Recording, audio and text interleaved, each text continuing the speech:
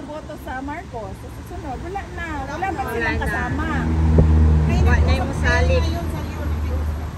Ang nagsama-sama. Oh, alam nila yan. Kasi noong lumapit sila, alam nila na hindi nila kakayanin.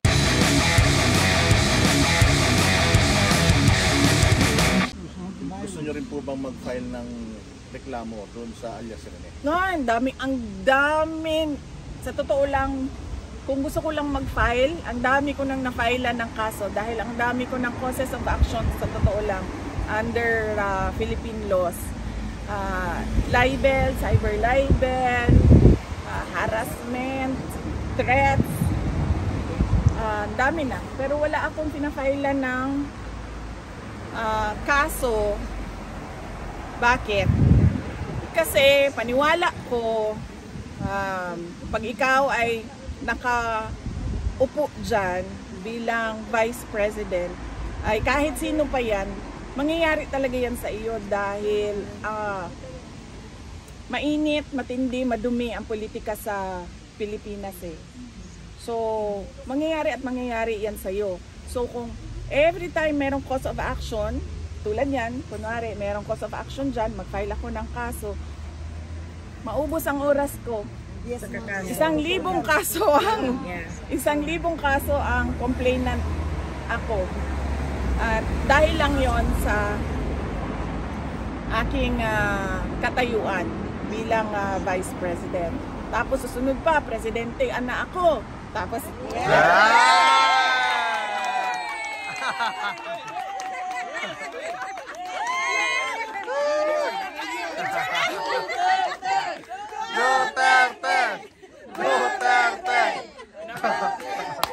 pinapatawa ko lang kayo kasi alam ko pagod kayo sa biyahe.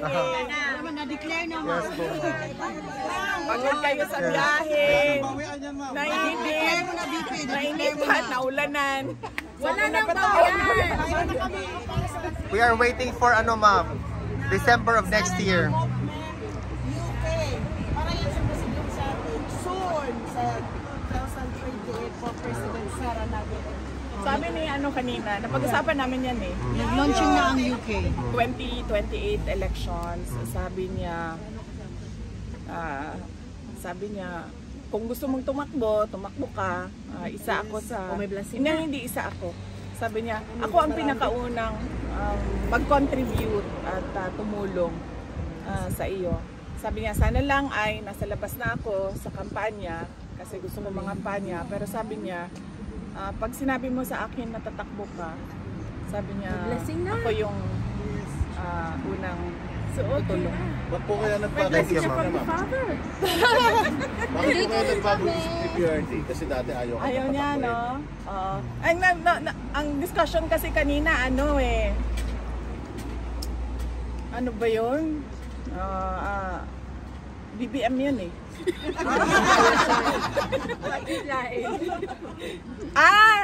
Sabi niya, Marcos daw tatakbo. Sabi ko, Marcos daw tatakbo. Sabi ko na, alam mo, wala nang boboto for a Marcos. Yes, Ever. Sa history ng Pilipinas, maging ano na ako, fortune teller na ako ngayon, nakikita ko na ang future. Sabi ko sa kanya, walang boboto sa mga Marcos na for president. Kasi unang-una, sino ba ang kakampi niya? Yes. Ang mga dilawan. Ang mga dilawan, pagdating sa election, pagdating sa selection, pipiliin nila dilaw. Hindi yan pipili ng Marcos. Sabi ko, sino pang kasama niya ngayon, kaalyado niya ngayon, Makabayan. Sabi ko, kung ang Makabayan pipili, para nila lang give up yung kanilang money-making filosofiya na ano sila, na gusto nilang pabagsakin yung administrasyon at gusto nila sila yung i-install na gobyerno. So, sino boboto? Wala na boboto sa kanya na na mga ako bumoto ako sa kanya noong 2022. Nag-ano na ko. Nabudol. Nagmahay. Nagmahay na ko. Natagam. Yes! Lesson learned na lang naman. Nakakaon na ang tagam. So, sino pa buboto sa Marcos? Sa susunod, wala na. Wala ba silang kasama? Wala mo salik. Nagsama-sama. Oh, alam nila yan. Kasi noong lumapit sila, alam nila na hindi nila kakayanin Kung wala ka. ang mga supporters ni Leni Robredo at the time noong 2022. So, ano ba yun? Oh, so yun. So sabi ko sa kanya, sino nang boboto sa Marcos? Sabi niya, pag ikaw tumakbo, yun na yan, sabi niya. Pag ikaw tumakbo, may blessing. Thank you, ma'am. Any more questions, guys? We have, yes. Ano ba yung greatest fear nyo for ano yung sabihin personal? Greatest fear ko ay, unang-una, syempre, pag merong simbak ko na ay mahitabo saya sa sulod, na ay may mangyari sa kanya sa loob na wala ako dito, so kailangan ko pa magbiyahe ng 16 hours para makaabot ka agad dito. At ang pangalawa ay yung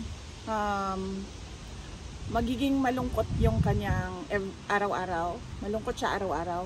Kaya pinipilit ko talaga doon sa mga kapatid ko na kailangan talaga merong pumunta dito para bumisita kasi allowed naman bumisita, so dapat meron talagang pumunta dito na bumisita kasi ayaw natin malungkot siya.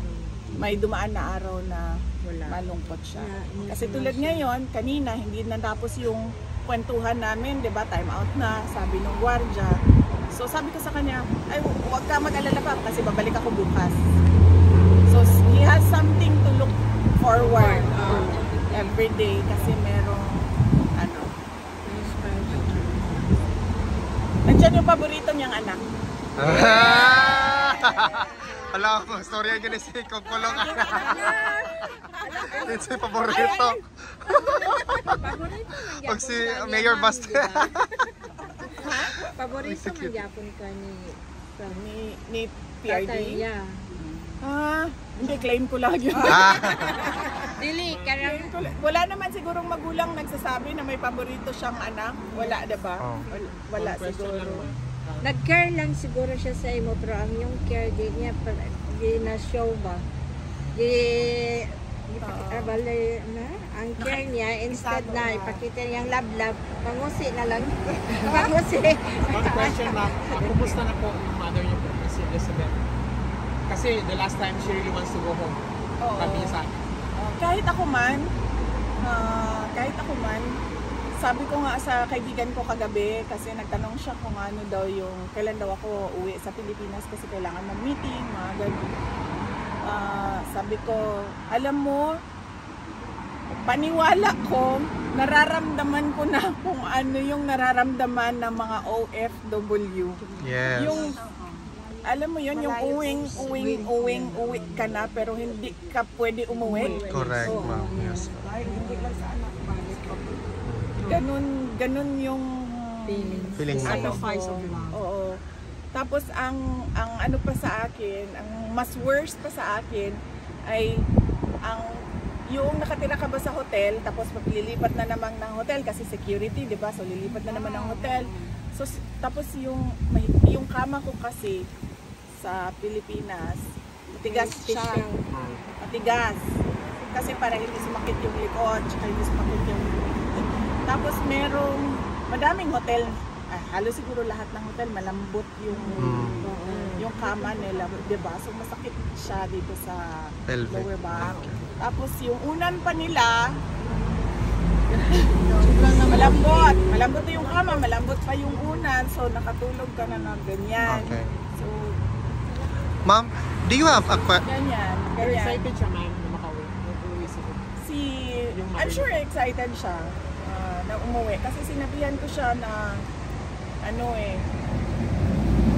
kailangan niya bumalik na naman. Kasi gumagawa na ng schedule. So, kailangan niyang bumalik. Pero sabi ko sa kanya, mag-isa ka na lang. Hindi na tayo pwedeng magsabay kasi para humaba yung Oo. ano, Absolutely. yung ikot ng pagbisita. Pagbisita. VP Inday, do you have a message to all the Filipino people? Unang-una, we are a disaster-prone country, no? Pero taon-taon na lang, para bang nag-aantay lang tayo ng kalamidad at ng emergency. Dapat lahat tayo ay magkaroon ng participation sa disaster risk reduction and management plan ng lahat ng mga local government units para handa na yung ating lugar, handa na tayo pagdating noong landslide, pagbaha, Dapat ka ready, bagyo, naka-prepare malakas ka na talaga. ulan, malakas na hangin, lindol, pagsabog ng bulkan, at kung ano pa yung mga iba pang natural at man-made disaster na nangyayari dyan sa ating bansa. So, paniguraduhin natin na handa tayo lagi.